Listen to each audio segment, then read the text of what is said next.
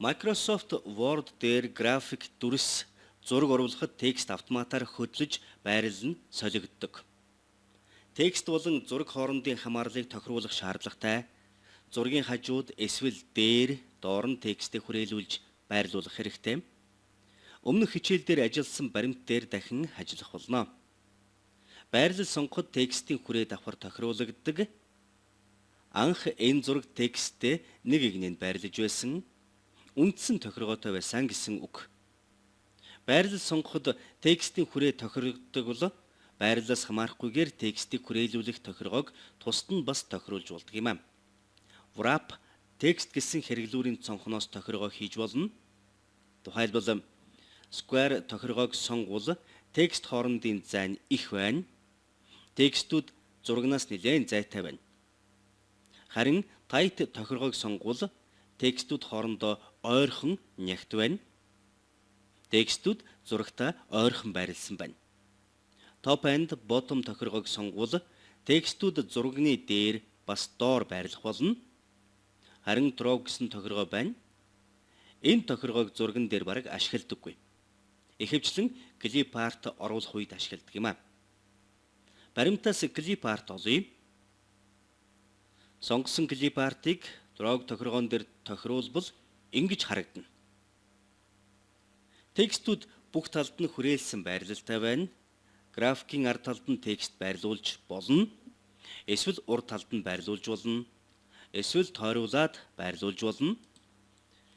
Текстийн хүрээллийн зааглалыг тохируулж болдог.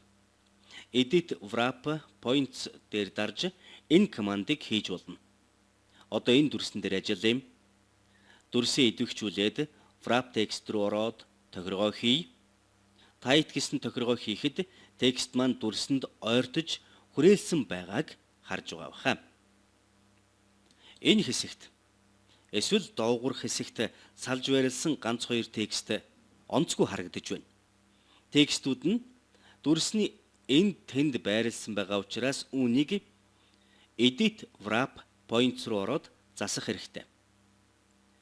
Дүрсийг хүрээлсэн цэгүүд дээр дарж хэлбэрийг өөрчилснөөр текст оруулах зай үлдээхгүй болгож болно. Бүх өнцгийг адилхан болгох шаардлагагүй.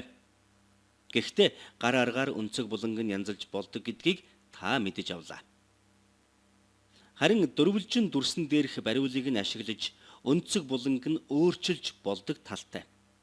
Ер нь ямар ч дүрсэн дээр square эсвэл tight wrapping хэрэгжилж болно. Дүрсийн хажууд ганц нэг текст оруулахгүй байх бас нэг амархан тохиргоо байна. More layout options дээр дараад энэ тохиргоог хийх боломжтой. Текстийг зургийн баруун гар талд байрлуулъя. Эффектийн хувьд яг адилхан. Дүрсийг хөдлөсөн ч текст маань баруун гар талд байсаар л байх болно. Дүрсээ баруун талд байрлуулахад текст маань зүүн талд нь байрлаж байна. Ийм үед тохиргоогоо солих шаардлагатай болно. Wrap text руу ороод largest only гэсэн тохиргоог хийхэд зургийн зүүн талд тексттэй болчихлоо. Текстийг хүрээлэхээс шалтгаалж баримт ойлгомжтой эсвэл ойлгомжгүй болдог. Текстээ бичээд зургаа байрлуулчихад баримтаа эцэслэж хянахдаа зургийг хүрээлсэн текстүүдийг эмх цэгцтэй байгаа эсхийг сайн шалгаж угаарай. Microsoft 2010 программыг ашиглаж байхдаа текстээ зөв байрлуулснаар график илүү содон харагддаг. Бас таны баримтанд нөлөөлнө.